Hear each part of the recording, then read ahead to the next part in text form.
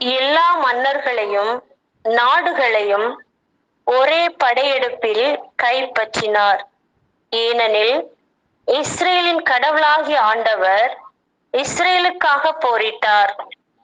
யோசுவாவும் அவருடன் இருந்த எல்லா இஸ்ரேல் மக்களும் கில்காலில் இருந்த பாளையத்திற்கு திரும்பினர். ஆமென். பாருங்க, இஸ்ரேல் கடவுள் இஸ்ரேலுக்காக போரிட்டார். அவ்வளவுதான், ஒரே ஒரு வார்த்தை. அப்ப நம் கடவுள் நமக்காக போர் புரிவார். சாதாரணப்பட்ட கடவுள் அல்ல அவர். எப்படிப்பட்டவர்? நான் பைபிள் சொல்லுது, இஸ்ரேலின் கடவுள் இஸ்ரேலுக்காக போரிட்டார். அப்ப யுத்தம் செய்கிற ஆண்டவர், விடுதலை தருகிறவர், அவரை நம்பி இருக்கிறவர்களுக்கு அதிசயங்களை செய்கிறவர். நம்ம அவரை நம்பி இருந்தா மட்டும் பத்தாது, அவரோடு இருக்கணும். இன்னைக்கு நம்ம அவரை நம்புறோம், ஆனா அவரோடு இருக்கிறது இல்லை. அவரோடு இருந்தா மட்டும்தான் அதிசயங்களை அற்புதங்களை செய்வார். எப்படிப்பட்ட அதிசயங்கள் அற்புதங்களை செய்வார்னா, பைபிள் சொல்லுது, விடுதலை பயணம் 34வது அதிகாரத்துல 10வது வார்த்தை படிச்சு பாருங்களேன். விடுதலை பயணம் 34வது அதிகாரம் 10வது வார்த்தை. அப்பொழுது ஆண்டவர் கூறியது, நான் ஒரு உடன்படிக்கை செய்கிறேன். எந்த நாட்டிலும் எந்த மக்களினத்திற்கும் செய்யாத அரும்பெரும் செயல்களை நான் உன் மக்கள் அனைவர் முன்னிலையிலும் செய்வேன். உன்னை சூழ்ந்துள்ள மக்கள் இனத்தவர் அனைவரும் ஆண்டவரின் செயல்களை காண்பர். ஏனெனில் நான் உன்னோடு இருந்து திகிலூட்டும் செயல்களை செய்வேன். ஆமென். அந்த ஒரே ஒரு வார்த்தை தான், நான் உன்னோடு இருந்து திகிலூட்டும் காரியங்களை செய்வேன். அவ்வளவுதாங்க, ஒரே ஒரு வார்த்தை. அதாவது எப்படிப்பட்ட அற்புதங்கள்னா, திகிலூட்டும் காரியங்கள். நம்ப முடியாது.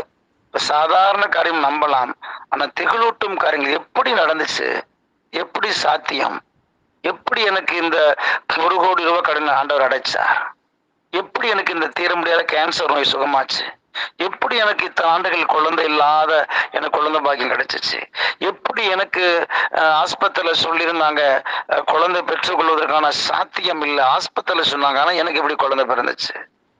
திகிலூட்டும் காரியங்கள். சாப்பிட கூட வழி இல்லை, ஆனா எனக்கு இவ்வளவு பெரிய வீடு எப்படி கிடைச்சிச்சு. இப்படி திகிலூட்டும் காரியங்களை செய்வதில் ஆண்டவர் வல்லவர். அவரோடு இருந்தா, அவரை நம்பி இருந்தா, அவரோடு இருக்கணும், அவரை நம்பி இருக்கணும். அப்பொழுதுதான் அற்புதங்கள் அதிசயங்களை செய்வார். ஏன்னா அவருக்கு எல்லாமே லேசான காரியம், எளிதான காரியம். தொடக்க நூல் 18வது அதிகாரத்துல 13வது வார்த்தை படிச்சு பாருங்களேன். தொடக்க நூல் 18:13. அப்போது ஆண்டவர் ஆபிரகாமை நோக்கி, நான் வயது முதிர்ந்தவளாய் இருக்க எனக்கு உண்மையில் பிள்ளை பிறக்குமா என்று சொல்லி சாரா ஏன் இப்படி சிரித்தாள்? ஆண்டவரால் ஆகாதது எதுவும் உண்டோ? அவ்வளவுதாங்க. ஆண்டவரால் ஆகாதது எதுவும் உண்டோ? பாருங்களேன், மாதவிலக்கு மாதவிடாய் நின்றாச்சு. அவங்க சொல்ல போனா, நம்ம லாங்குவேஜ்ல சொல்ல போனா கேளடி. வயது முதிர்ந்தவர், குழந்தை பெற்றுக்கொள்வதற்கான எந்த சாத்தியம் இல்லை. அதாவது எப்படி சொல்றேன்னு வைங்களேன், என்று மாதவிடாய் ஒரு பெண்ணுக்கு நிற்கப்படுதோ அதுக்கப்புறம் அவங்களுக்கு குழந்தை செல்வத்திற்காக எந்த இதுவுமே இல்லை, இதான் மருத்துவம் சொல்லுது. ஆனா அப்படி இருந்தும் இந்த அம்மா அதெல்லாம் தாண்டிட்டாங்க. கருப்பு பையெல்லாம் சுருங்கிருச்சு. அதான் பைபிள். ஆனா கிழவி அவங்களே சொல்றாங்க.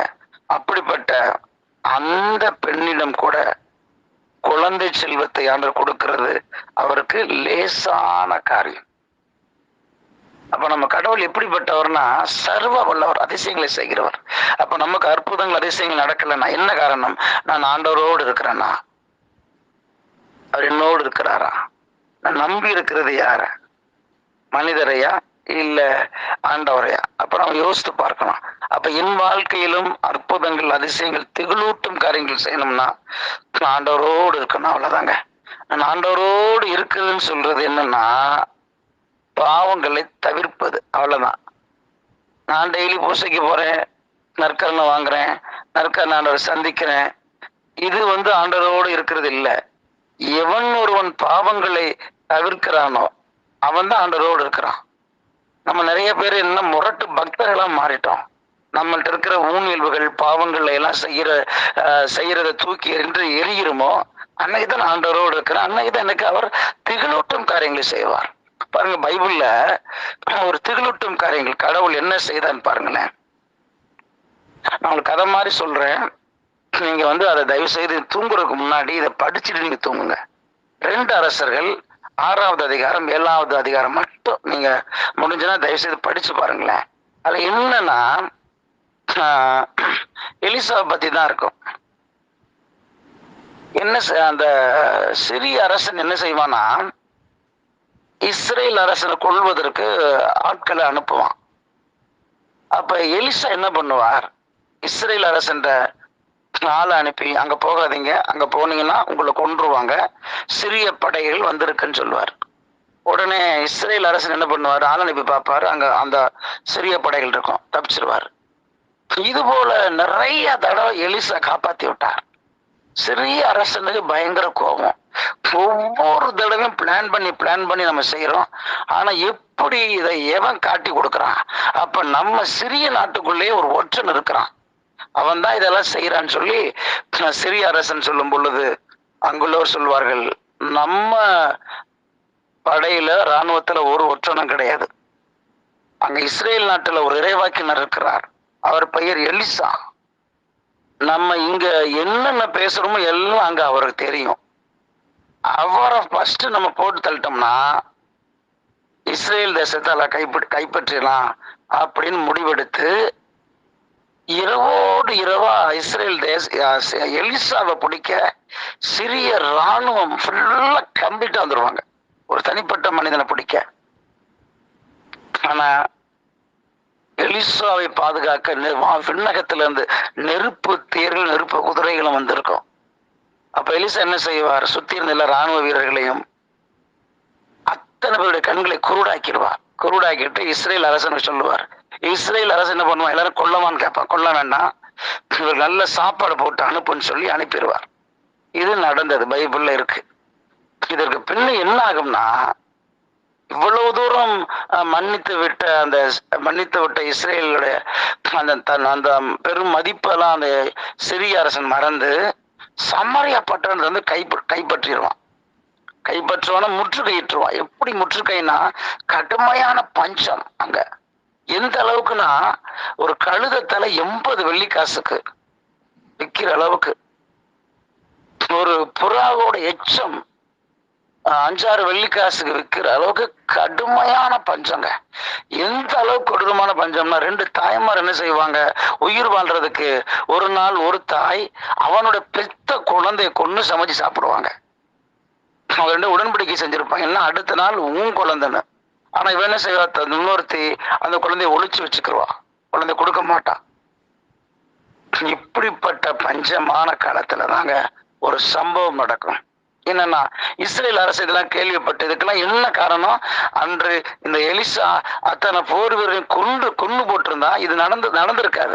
அவர் மன்னிச்சு விட்டதுனாலதான் திருப்பி சிறிய படைகள் இவ்வளவு கடுமையான பாதிப்பை கொடுக்குன்னு சொல்லி எலிசா மேல கோபமா இருந்து எலிசாவை கொல்றதுக்கு தான் வருவான். அப்பொழுதுதாங்க எலிசா பாருங்க ஒரு இறைவாக்கு உரைப்பார். 2 அரசர்கள் 7வது அதிகாரம் 1வது வார்த்தை படிச்சு பாருங்களேன். அப்பொழுது எலிசா, ஆண்டவரின் வாக்கை கேளுங்கள், ஆண்டவர் கூறுவது இதுவே, நாளை இந்நேரம் சமாரிய நகர வாயிலில் 1 மரக்கால் கோதுமை மாவு 1 வெள்ளிக்காசுக்கும் 2 மரக்கால் வார்கோதுமை 1 வெள்ளிக்காசுக்கும் விற்கப்படும் என்றார். பாருங்க, இது எந்த அளவு, அது நல்லா சிந்திச்சு பாருங்களேன். நாளைன்னு சொல்றாரு. இன்னைக்கு வரைக்கும் ஒரு கழுத தலை 80 வெள்ளிக்காசுக்கு, ஒரு புறாவுடைய கால் படி எச்சம் 5 வெள்ளிக்காசுக்கு மேல விற்கப்படுகிற நிலைமையில இது எப்படி சாத்தியமாகும்? இப்ப சொல்ல போனா, இப்ப நம்ம உதாரணத்துக்கு உலக பிரகாரம் நம்ம ஒரு எக்ஸாம்பிள் கொண்டு வர பாருங்களேன். இப்ப 1 பவுன் நகை 60,000 தாண்டிருச்சு. 1 பவுன் தங்க நகை 60,000. நாளைக்கு இது ஒரு 5,000 ரூபாய்க்கு வருவதுக்கு வாய்ப்பு இருக்குமா? 5,000 கூட வேண்டாம், ஒரு 500 ரூபாய்க்கு, 500 கூட வேண்டாம், ஒரு 50 ரூபாய்க்கு. சிந்திச்சு பாருங்களேன், சான்ஸே கிடையாது, முடியவே வாய்ப்பே இருக்காது. ஏன்னா 60,000 ரூபாய் வித்துக்கிட்டு இருக்க தங்க நகை நாளைக்கு எப்படிங்க 50 ரூபாய்க்கு வரும்? இதே போலதான் எலிசா சொல்றார், ஆண்டவரின் வாக்கை கேளுங்கன்னு சொல்றாரு. அவருடைய வாக்கு இல்ல, இது கடவுளுடைய வாக்கு. ஏன்னா அவருக்கு லேசான காரியங்க. அதாவது நிறைய நேரம் நம்ம ஆண்டவருடைய வல்லமையை உணரணும். அவர் தான் செய்ய போறாரு. இது எப்படி நடக்கும்? ஒருத்தன் கேட்டான், என்ன சொன்னான் தெரியுமா? அந்த இஸ்ரேல் அரசனுக்கு பக்கபலமா இருந்த அதிகாரி சொல்றாரு, ஆண்டவர் வானங்களை திறந்தா கூட இது நடக்காதுன்னு சொன்னான். ஆண்டவர் வாக்குக்கு எதிரான்னு சொன்னான். அதுல 2வது வசனம் படிங்க. அரசனுக்கு பக்க பலமா இருந்த அதிகாரி கடவுளின் அடியவரை நோக்கி, இதோ பாரும், ஆண்டவர் வானின் கதவுகளை திறந்து விட்டாலும் இத்தகைய காரியம் நடக்குமா என்று கேட்டான். அதற்கு அவர், இதை நீ உன் கண்களால் காண்பாய், ஆனால் அதில் நீ எதையும் உண்ணமாட்டாய் என்றார். ஆமென். கிறிஸ்துவில் பிரியமானவர்களே, இன்று நிறைய பேர் நம்ம இந்த அரசனுடைய பக்கபலமா இந்த அதிகாரி மாதிரிதான் இருக்கிறோம். எப்படி நடக்கும், எப்படி நடக்கும், எப்படி நடக்கும்? ஆண்டவர் நடத்த போகிறார். அது நோயா இருக்கட்டும், இல்ல வேற எந்த பிரச்சனையா இருக்கட்டுமே, ஆண்டவருக்கு லேசான காரியம். கடவுளுக்கு அது லேசான காரியம். பாருங்க, சீராக்கு 11வது அதிகாரம் 21வது வார்த்தை படிச்சு பாருங்களேன். சீராக்கு புஸ்தகம் 11வது அதிகாரம் 21வது வார்த்தை. பாவிகளின் செயல்களைக் கண்டு வியப்பு அடையாதே, ஆண்டவரிடம் நம்பிக்கை கொள், உன் உழைப்பில் நிலைத்திரு. நொடி பொழுதில் ஏழையரை திடீரென்று செல்வராய் மாற்றுவது ஆண்டவரின் பார்வையில் எளிதானது. ஆமென். பாத்தீங்களா என்ன சொல்றாரு பாருங்களேன், ஒரே ஒரு நொடி பொழுது நம்ம நம்பணும். அதான், அதாவது நம்ம எப்போதுமே கடவுள் நமக்கு பைபிள் மூலமா பேசிட்டு போயிட்டாரு, வானத்துல இருந்து மீண்டும் பேச போறது இல்ல. அப்ப என்ன சொல்றாரு, நீ நம்ம வறுமையில இருக்கிறோம், ரொம்ப நெருக்கடியில இருக்கிறோம். அவர் சொல்றாரு, பாவிகளை கண்டு வியப்படையாத. பாவிகள்னா எப்படி? தவறான வழியில பணம் சேர்த்து செல்வரம் ஆனவன் கோடீஸ்வரன் ஆனவனை கண்டு வியப்படையாத. உன் உழைப்பை நிலைத்தரு, நீ உழைச்சிரு. ஒரே ஒரு நொடி பொழுதில் ஏழையரை திடீரென்று செல்வராய் மாற்றுவது அவருக்கு லேசான காரியம். என கிறிஸ்துக்கள் பிரியமானவர்களே,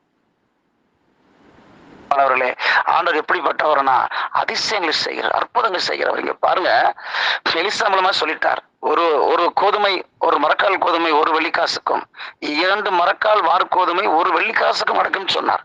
அதற்கு முந்தின நாள் வரைக்கும் ஒரு கழுத தலை 80 வெள்ளிக்காசு. என்ன ஆச்சு பாருங்க. ஒரு புறாவுடைய கால் போட்டு எச்சம் 5 வெள்ளிக்காசுக்கு மேல விற்றுக்கிட்டு இருக்க நிலைமையில இறைவாக்கு சொல்றாரு, ஆண்டவர் சொல்றாரு எலிசா மூலமா, இது சாத்தியமே இல்லாத அளவுக்கு இருந்தது. ஆனா ஒரு அரசனுடைய பக்க பலமா அதிகாரிகள் சொல்றான், கடவுள் வானத்தை திறந்தா கூட நடக்காதுன்னு. எலிசா சொல்லுகிறாரு, நடக்கும், ஆனா நீ கண்ணால பாப்ப, எதையுமே சாப்பிட மாட்டேன்னு சொன்னார். இன்னைக்கு நம்ம நிறைய நேரம் ஏன் ஆசீர்வாதம் பெற்றுக்கொள்ள முடியலன்னு நம்ப மாட்டோம். எப்படி நடக்கும்? இது சாத்தியம் இல்லை, சாத்தியம் இல்லை. கேன்சர் நோயின்னு சொல்லிட்டாங்க, எப்படி குணமாக? மருந்து மாத்திரை இல்ல, குணமாகாது. எனக்கு இவ்வளவு கடன் எப்படி அடைக்க முடியும்? புருஷனுக்கு முடியல, இப்படி எப்படி அடைக்கும்? நம்ம நினைச்சிட்டு இருக்கிறோங்க. நல்லா மனதில் வைத்துக் கொள்ளுங்கள், இந்த அரசனுடைய அந்த அதிகாரியை போலதான் நம்ம இருக்கிறோம். ஆண்டவருடைய பைபிள்ல சொல்லப்பட்ட அதிசயங்களை அற்புதங்களை செய்யக்கூடிய கடவுளுக்கு எதிராக நம்ம முணுமுணுத்துக்கிட்டு இந்த அரசனை போலதான் வாழ்ந்து கொண்டிருக்கிறோம். அதனாலதான் நமக்கு அற்புதம் நடக்கல. ஏன்னா அவருக்கு லேசான காரியம். பாரு என்ன நடந்துச்சுன்னா, பாரு ஒரு 4 தொழுநோயாளி இருக்கிறாங்க. அவங்களுக்கு ஊர்ல ஃபுல்லா பஞ்சம். அப்ப என்ன செய்யறாங்க, நம்ம எப்படியும் சாகத்தான் போறோம். இங்க நம்ம உணவு இல்லாம உணவு இல்லாம சாக போறதை விட நம்ம சிறியருடைய பாசறைக்கு போவோம். அவங்க உணவு கொடுத்தா சாப்பிடுவோம், இல்ல நம்மளை கொன்னு போட்டாலும் அங்க சாவோம். நம்ம இப்படி பஞ்சத்துல ஏன் கிடக்குன்னு சொல்லி சிறியருடைய அந்த போர் பாசறைக்குள்ள 4 தொழுநோயாளிகள் போறாங்க. போனா அங்க ஒருத்தம் கூட கிடையாதுங்க. அப்படியே கிடக்கு எல்லா தானியங்கள், அவனோட பாசறையில் இருந்த கழுதைகள், குதிரைகள், அவன் கொண்டு வந்த அணிகலன்கள் சொல்லி எல்லாம் அப்படியே கிடக்கு, ஒருத்தம் கூட கிடையாது. என்ன நடந்துச்சுன்னா, வாக்கு கொடுத்த ஆண்டவர் என்ன செஞ்சாருன்னா ஒரே ஒரு சத்தத்தை கொடுத்தாருங்க. சிறியர் பாசறைகளை இருந்த லட்சக்கணக்கான போர் வீரர்கள் மத்தியில ஒரே ஒரு சத்தம். என்ன சத்தம் தெரியுமா? எக்கால சத்தம், குதிரைப்படையின் சத்தம், மிகப்பெரிய தேர்ப்படையின் சத்தம். சத்தத்தை தான் கேட்டாங்க. என்ன நினைச்சாங்க எல்லா சிறிய போர் வீரர்கள், ஓ இஸ்ரேல் அரசு என்ன பண்ணிட்டான், எகிப்திய அரசரோடும் இத்திய அரசரோடும் உடன்படிக்கை செஞ்சுக்கிட்டு ஏதோ கூலிக்கு அவங்களை அணைச்சுக்கிட்டு நம்ம நோக்கி போர் தொடுக்க வந்துகிட்டு இருக்கிறான், நம்ம தப்பிச்சு ஓடிடும் சொல்லி எல்லா சிறியர் போர் வீரர்களும் தள்ளதெறிக்க இரவோடு இரவு அத்தலத்தை விட்டுட்டு ஓடிட்டாங்க.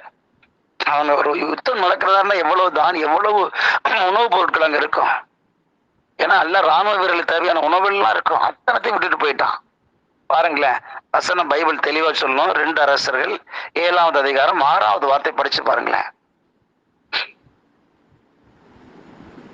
ஏனெனில் தேர்கள், குதிரைகள், பெரும்படை ஆகியவற்றின் பேரொலியை சிரியா படையினர் கேட்கும்படி தலைவர் செய்திருந்தார். எனவே அவர்கள் ஒருவர் ஒருவரை நோக்கி, இதோ இஸ்ரேல் அரசன் தனக்கு துணையாக இத்திய அரசர்களையும் எகிப்திய அரசர்களையும் கூலிக்கு அமர்த்தி கொண்டு நம்மை தாக்க வருகிறான் என்று சொல்லிக் கொண்டனர். எனவே அவர்கள் இருள் கவிழ்ந்த வேளையில் ஓட்டம் பிடித்தனர். தங்கள் கூடாரங்களையும் கழுதைகளையும் பாசறையையும் அப்படியே விட்டுவிட்டு உயிருக்காக தப்பி ஓடினர். ஆகவே இந்த தொழு நோயாளிகள் பாசறையின் எல்லையை நெருங்கி ஒரு கூடாரத்தின் உள்ளே நுழைந்து அங்கே உண்டு குடித்தனர். மேலும் அங்கிருந்த வெள்ளி, பொன், ஆடைகள் முதலியவற்றை எடுத்துக்கொண்டு போய் ஒளித்து வைத்தனர். மீண்டும் திரும்பி வந்து வேறொரு கூடாரத்தில் புகுந்து அங்கிருந்தவற்றை எடுத்துக்கொண்டு போய் ஒளித்து வைத்தனர். பிறகு அவர்கள் ஒருவர் ஒருவரிடம், இன்று நாம் இப்படி செய்வது சரி என்று, இந்நாள் நல்ல செய்தியின் நாள், நாளை காலை வரை இதை வெளியிடாது மௌனமாய் இருந்தால் நாம் குற்றவாளிகள் ஆவோம், வாருங்கள். ஆமென். பாருங்க, இந்த வசனத்தை நாம படிச்சோம். ஒரே ஒரு சத்தம் தாங்க, ஒரு தேர்ப்படையின் சத்தம், அவ்வளவுதான். நல்லா நீ சிந்திச்சு பாருங்களேன். கடவுளுக்கு லேசான காரியம், ஒரே ஒரு சத்தம், ஒரு எக்கால சத்தம், யுத்தத்திற்கு குதிரைப்படைகள் வர்றது போல ஒரு சத்தம், அவ்வளவுதான் முடிஞ்சு. அவர் சொன்னதை நிறைவேற்றி விட்டார். அதை தொடர்ந்து படிச்சீங்கன்னா என்ன தெரியுமா இருக்கும்? அன்று எலிசா மூலமா ஆண்டவர் சொன்னது போலவே ஒரு மரக்கால் கோதுமை 1 வெள்ளி காசுக்கும் 2 மரக்கால் வார்கோதுமை 1 வெள்ளி காசுக்கும் விற்றார்கள்.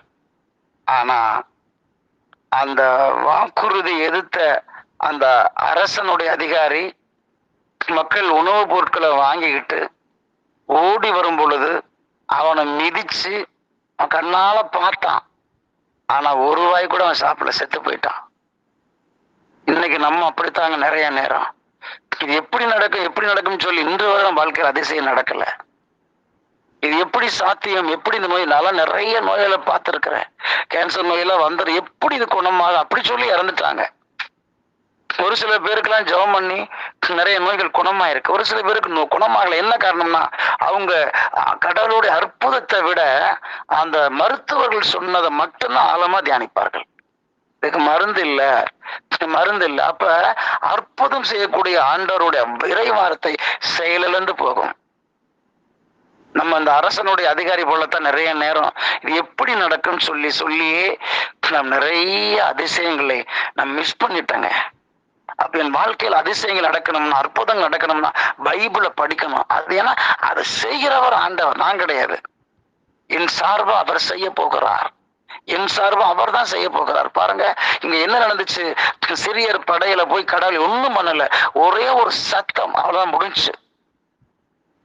ஒரே ஒரு சத்தம் தாங்க வெற்றியை எளிதாக கொடுத்தார். என்ன கிறிஸ்துவில் பிரியமானவர்களே, நம்மிடமிருந்து அவநம்பிக்கையை மாத்தி பைபிள்ல சொல்லப்பட்ட அற்புதங்கள் அதிசயங்களை செய்தவர் எனக்கும் செய்வார். அந்த நம்பிக்கை ஃபர்ஸ்ட் வரணும். ரெண்டாவது அவரோடு இருக்கணும். அப்பதான் அதிசயங்களை செய்வார், அந்த அற்புதங்களை செய்வார்.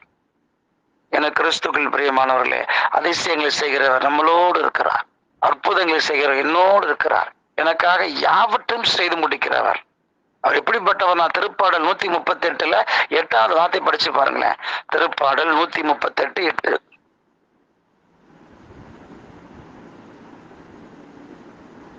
நீர் வாக்களித்த அனைத்தையும் எனக்கென செய்து முடிப்பீர். ஆண்டவரே, என்றும் உள்ளது உமது பேரன்பு. உம் கைவினை பொருளை கைவிடாதேயும். ஆமேன். வாக்களித்த அனைத்தையும் பைபிள்ல சொல்லப்பட்டிருக்கிற அத்தனை ஆசீர்வாதங்களும் எனக்குன்னு செய்து முடிப்பார். அதான் வாக்களிச்சு, ஏற்கனவே வாக்களிச்சிட்டார். இனிமே வாக்களிக்க ஒண்ணும் இல்லை, ஏற்கனவே எல்லாம் வாக்களித்து விட்டார். அப்ப யாரு நம்புறோம்?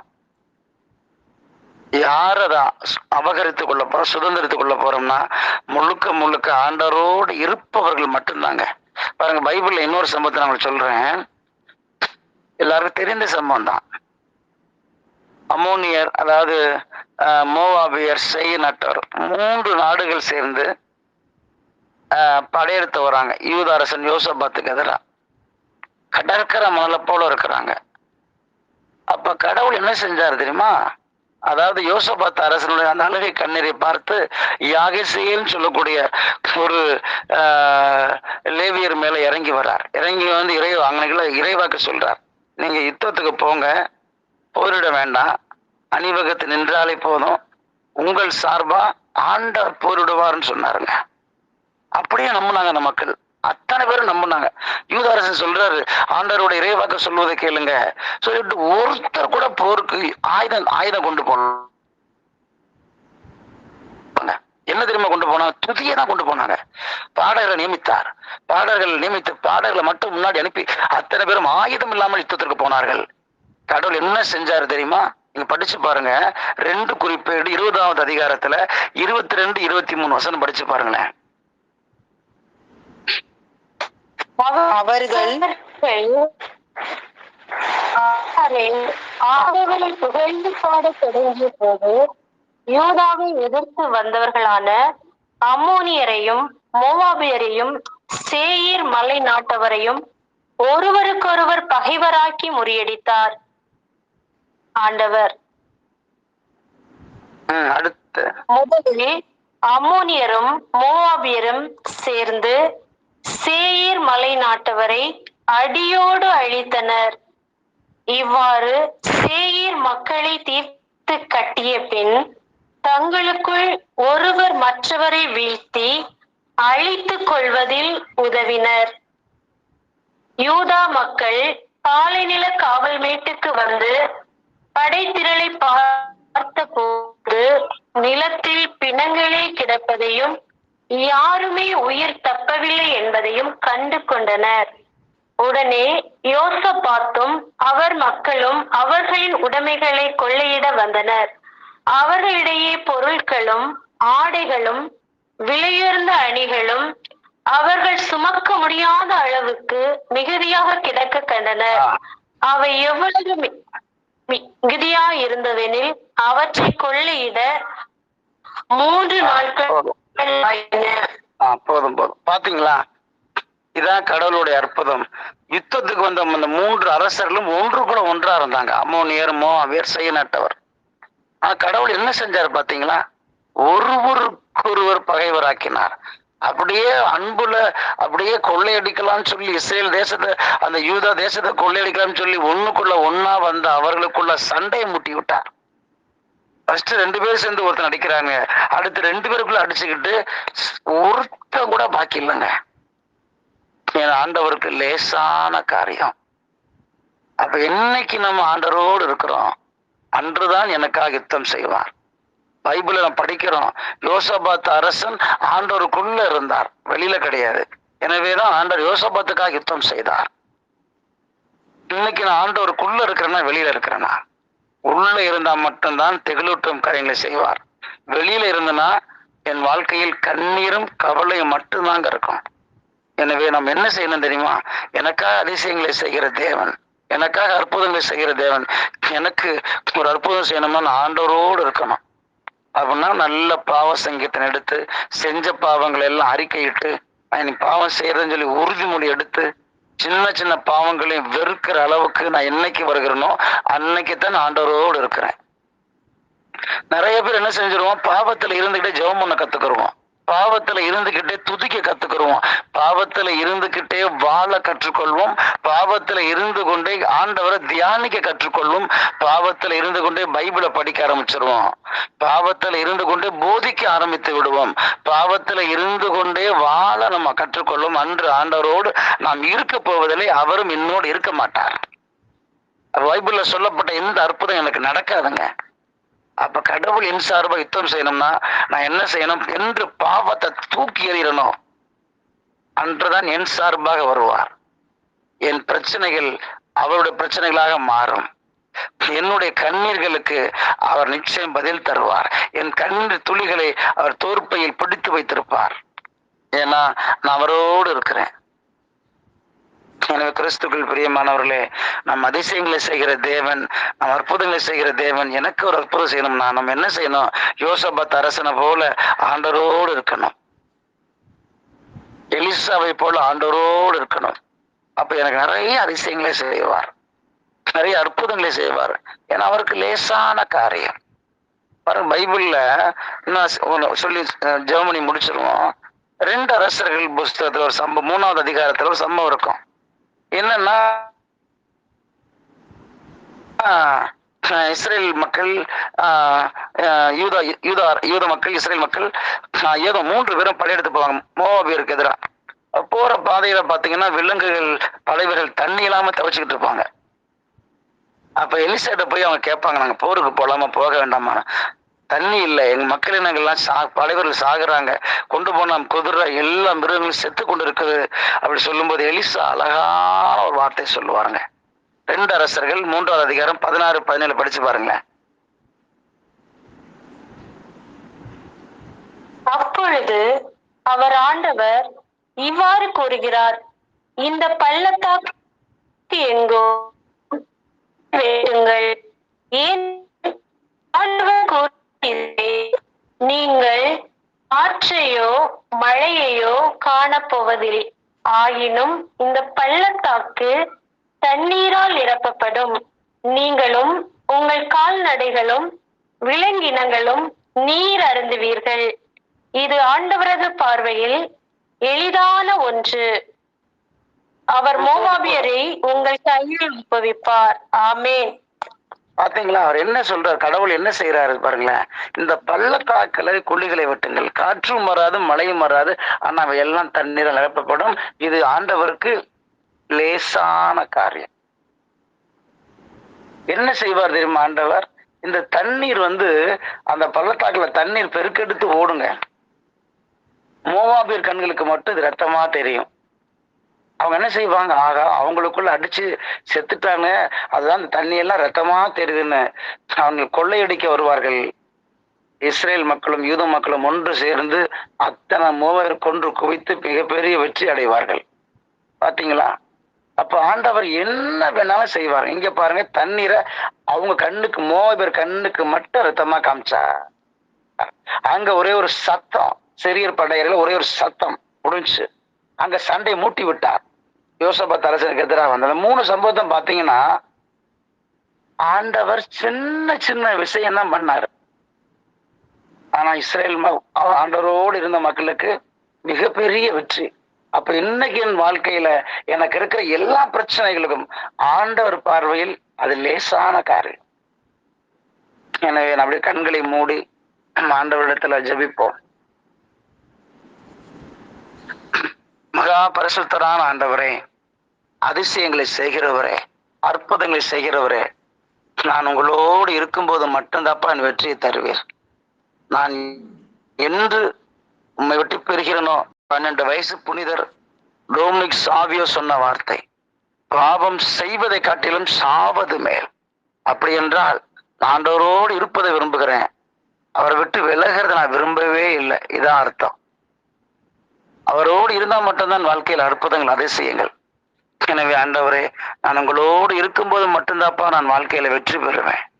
என்று நான் பாவம் செய்து உன்னிட்டு விலகிறனோ ஆண்டவர், அன்றைய நாள் வெற்றி பெற முடியாது, இருக்க மாட்டேன். எனவே இயேசு ஆண்டவரே, அதிசயங்களை செய்கிற அப்பா, அதிசயங்களை செய்கிற அற்புத ஆண்டவரே, கோடான கோடி கோடி கோடி அதிசயங்களை செய்கிறவரே, உமக்கு எல்லாம் லேசான காரியம் அப்பா. நினைப்பில் இருக்கிற எல்லாரையும் ஒப்பு கொடுக்கிற ஆண்டவரே. எங்கள் துன்பங்கள், வேதனைகள், கண்ணீர்கள், பிரச்சனைகள், போராட்டங்கள் எல்லாம் உமக்கு தெரியும் ஆண்டவரே. ஆனால் இன்று வரை ஏன் நடக்கலைன்னா, நான் உம்மோடு நிறைய நேரம் இல்லை ஆண்டவரே. அப்பா, சாத்தான் எங்களை திசை திருப்பி கொண்டு போயிட்டாப்பா. இனி வரக்கூடிய நாட்கள்ல அப்பா, பாவத்தை மிதிச்சு நடக்கிற வல்லமை ஆண்டவரே, பாவத்தை மிதிச்சு நடக்கிற அபிஷேகம் ஆண்டவரே, பாவத்தை நசுக்குகிற ஆட்களுக்கு ஆண்டவரே அபிஷேகத்தை எங்களுக்கு தாங்கப்பா. நினைப்புல இருக்க எல்லோருக்கும் ஆண்டவரே தூயாவின் அக்கினி அபிஷேகத்தை கொடுங்கப்பா. எங்களை கட்டி வைத்திருக்க சாத்தானுடைய கட்டுக்கள் எரியட்டும் ஆண்டவரே. கண்களை குருடாக்கி வைத்து அப்ப வரக்கூடிய நல்ல பரலோக பெற்றுக்கொள்ள, இந்த பூமியிலும் அதிசயங்களை பெற்றுக்கொள்ள எங்களை இச்சையில பல்வேறு பாவ பழக்க வழக்கத்துல கட்டி வைத்திருக்கிற அத்தனை கட்டுக்களும் ஏசாப்பா இன்று இரவு நேரத்துல உங்க ரத்தத்துல எரித்து சாம்பலாக்கி போடுங்கப்பா. உங்களுடைய ஒரு துளி ரத்தம் இந்த நினைப்புல இருக்கிற எல்லாரும் நெத்தியில் முத்திரையிட்டு உமக்கு சொந்தமாக மாற்றும். அப்பொழுது மட்டும்தான் ஆண்டவரே என் மூலமாக அதிசயங்களை செய்வீர். எனவே உங்க திரு ரத்தம் எங்கள் உடல், ஆன்மா, ஆவியில முத்திரையிட்டு உமக்கு சொந்தமாக மாற்றும். எங்க மூலமாக வியத்த காரியங்களை செய்கிற கடவுளாக இருக்கிறேன். எனவே எங்கள் அத்தனை பேரையும் உங்க ரத்தத்துக்குள் ஒப்பு கொடுக்கிறோம். இனி வரக்கூடிய நாட்களில் எங்களுக்கும் அதிசயங்களை செய்து அற்புதங்களை செய்து சாட்சியாக நிறுத்தும். எங்கள் ஆண்டவரும் இரட்சகரும் ஆகிய இயேசு கிறிஸ்துவின் மூலம் ஜெபிக்கிறோம் பிதாவே.